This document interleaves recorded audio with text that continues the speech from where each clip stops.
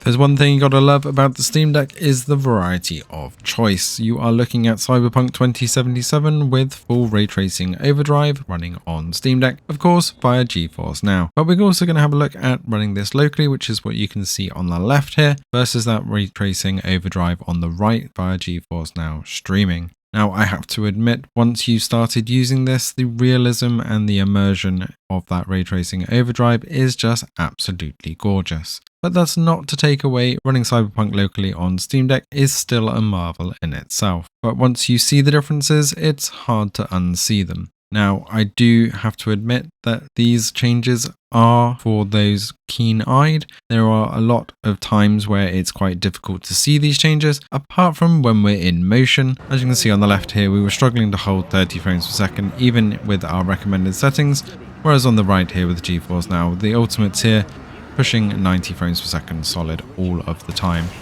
This is less obvious in the combat. We'll see here, we do see some really cool effects, and it is really well played on the GeForce NOW version. Again, holding over 90 frames per second, so 60 frames per second, absolutely rock solid on the Steam Deck. But when we're on combat in the local deck, we don't really see a lot of those changes for the Raytracing Overdrive, for example, and it still performs absolutely phenomenally. Although we do see the quality drop, the 30 frames per second, unless you are really used to having that 60 all the time, doesn't feel too bad. And even though GeForce NOW doesn't introduce any latency with the ultimates here, it is absolutely rock solid, just like playing locally. I do understand that a lot of people do still want to have that local feel. Now, the other thing with obviously having the Raytracing Overdrive is you get all the ultimate graphics with it as well.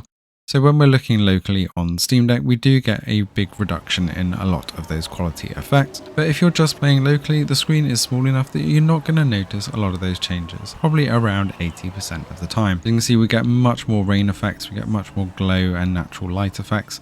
With the Raytracing Overdrive, got some weird lighting effects with the local standard. Where is the light on the front of that car coming from, for example? And also when we're going around, depending on the areas, you are able to hold 30 to 40 frames per second quite easily, but we do see some anti-aliasing problems, some huge pop-in, and unless you are looking for it, you wouldn't really notice that the rendering of the buildings and everything else around you really doesn't look that great, but you're so focused on driving around, you're not really going to notice those details until you stop, and then by that point they've rendered in anyway. However, once you do get used to playing on GeForce NOW, as you can see here, the quality difference is just vast.